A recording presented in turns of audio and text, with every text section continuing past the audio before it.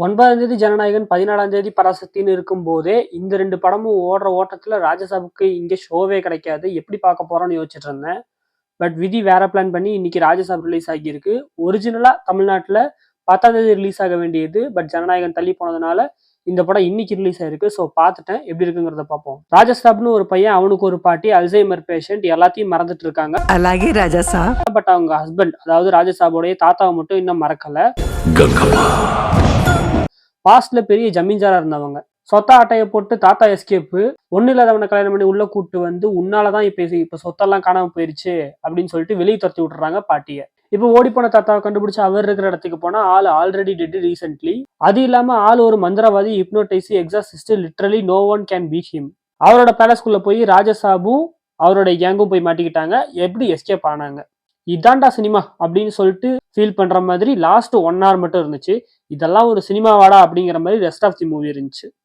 Padma Bhushan award வாங்கின ஒரு psychiatrist நண்பர் மெனக்கெட்டு வேலை வெட்டியெல்லாம் விட்டுட்டு கூகுள் மேப் போட்டு யாருமே கண்டுபிடிக்க முடியாத இந்த பேலஸை கண்டுபிடிச்சு உள்ள வந்து அதோட ஆர்கிடெக்சர் அதெல்லாம் பார்த்துட்டு இவர் ஒரு பயங்கரமான ஆளு, இவர் யார் தெரியுமா அப்படின்னு சொல்லிட்டு அவருக்கு பில்டப் பண்ணிட்டு டிரான்ஸ் அப்படிங்கிற ஒரு விஷயத்தை பத்தி எக்ஸ்பிளைன் பண்றாரு. ரீசெண்டா ஸ்ட்ரேஞ்சர் திங்ஸ்லயுமே இந்த டிரான்ஸை பத்தி பேசியிருப்பாங்க. அதாவது ஒருத்தரோட மூளைக்குள்ள ஒரு வேர்ல்டை கிரியேட் பண்ணி இன்னொருத்தரோட மூளையை அதோட கனெக்ட் பண்ணி அந்த இன்னொருத்தரை அவரோட மூளைக்குள்ள மாட்ட வைக்கிறது. மெமரிஸ் மூலமா மாட்ட வைக்கலாம், ஆர் கிரியேட் பண்ணி ஒரு வேர்ல்டுக்குள்ள மாட்ட வைக்கலாம். இதைத்தான் எக்ஸ்பிளைன் பண்ணிட்டு இருப்பாரு. எக்ஸ்பிளைன் பண்ணி முடிச்சுட்டு வர்த்தமா மேடுன்னு சொல்லிட்டு செத்தும் போயிருவாரு. இவ்வளவு கஷ்டப்பட்டு வந்து லாஸ்ட் 1 hour ஃபுல்லா தாத்தாவோட மைண்டுக்குள்ள ராஜசாப் போயிட்டு இந்த பத்மபூஷன் சொன்னதை வச்சு இந்த மைண்டை எப்படி பிரேக் பண்றாரு, அதுக்குள்ள இருந்து எப்படி வெளியே வராரு அப்படிங்கறதா ஃபுல்லா போயிருக்காங்க. அது மேசிவ். உண்மையிலே சொல்லப்போனா அந்த போர்ஷன்ஸ் எல்லாமே ரொம்ப பயங்கரமா இருந்தது. எப்படா அப்படிங்கிற மாதிரி ரொம்ப நம்ம ஊர்ல இப்படி ஒண்ணு யோசிச்சிருக்காங்களே அப்படிங்கிறதே ரொம்ப சூப்பரா இருந்துச்சு. எண்ட் ஆஃப் தி மூவில ஹாப்பி எண்டிங் போடும்போது இன்செப்ஷன் ஸ்டைல்ல அருந்ததி படம் மாதிரி கண்ணுக்கு முன்னாடி தெரியறதெல்லாம் உண்மை இல்லை பேட்டின்னு சொல்லிட்டு ராஜசாப் இன்னுமே டிரான்ஸ்குள்ள தான் இருக்கானா இல்ல உண்மையிலேயே வேர்ல்டுக்கு வெளியே வேர்ல்டு தான் இருக்கானா அப்படின்னு சொல்லிட்டு ஒரு கன்ஃபியூஷனை போட்டு பார்ட் 2 ராஜசாப் சர்க்கஸ் 1935 சொல்லிட்டு ஒரு எண்டிங். இப்ப ரோஸ்டிங்குள்ள வருவோம். ஃபர்ஸ்ட் இந்த 1935 அப்படிங்கறதே என்னன்னு எனக்கு புரியல. ஏன்னா தாத்தாவோட பிளாஷ்பேக்கே வந்துட்டு 1960 to 65 நடக்கிற மாதிரி தான் காமிச்சிருப்பாங்க. அப்ப 35னா அந்த தாத்தாவோடைய ஆரிஜின் ஸ்டோரிக்க போறாங்களா அப்படின்னு டவுட் வருது. தாத்தா உண்மையிலே யாரு அப்படிங்கிற மேட்டருக்குள்ள வாங்கி போல இருக்கு. என்னங்கிறது தெரியல.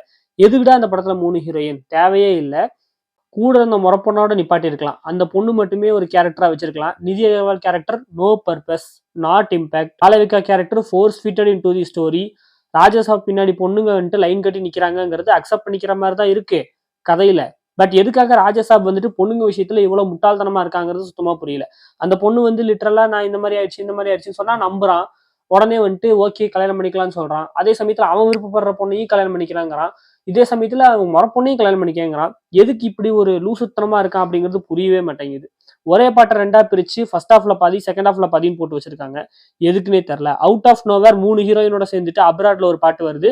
அதுவும் பேலஸ்ல மாட்டிக்கிட்டு இருக்கும் போதே நிறைய டம் ஹியூமர். விடிவி கணேஷ் அண்ட் மற்ற ஒரு கேங்கை வச்சுக்கிட்டு டம் டம் டம் ரொம்ப டம்பா பயங்கரமான ஹியூமர் வந்துட்டு போட்டு வச்சிருந்தாங்க. எதுவுமே சிரிப்பே வரல.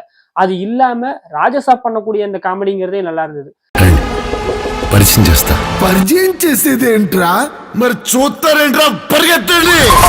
ராஜசாப் பண்ணக்கூடிய காமெடி நல்லா இருந்தது. பட் ராஜசாப் சுத்திக்கிற பண்றவங்க காமெடி எல்லாமே வந்துட்டு ரொம்ப ரொம்ப மொக்கையா தான் இருந்துச்சு. பேலஸ்குள்ள பேய் கூட தான் இருக்கானுங்க. பட் பிக்னிக் வந்த மாதிரி டெய்லியும் டிஃப்ரெண்ட் காஸ்டியூம்ல வராங்க. மேக்கப்லாம் பயங்கரமா இருக்கு. 5G நெட்வொர்க் கிடைக்குது. லிட்டரலா வீடியோ கால்லாம் பண்றானுங்க. ஆனா போலீஸ்க்கு ஒரு கால் கூட பண்ணல.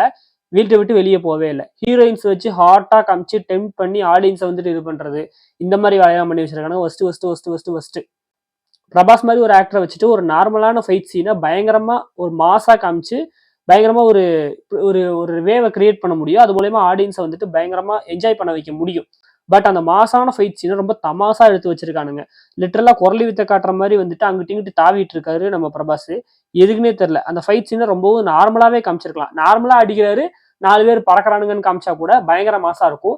பட் ராஜசாபே பறந்துகிட்டு இருக்கிறது தமாசா ஆயிடுச்சுன்னு தான் சொல்லணும்.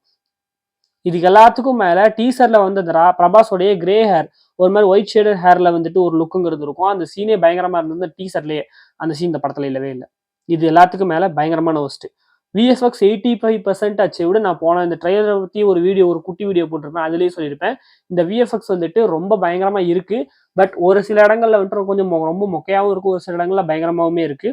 அச்சீவ் பண்ணிட்டாங்கன்னா பயங்கரமா இருக்கும் அப்படின்னு சொல்லிட்டு 85% அச்சீவ் ஓவரால். அது அப்ரிஷியேட்டபிள் தான்.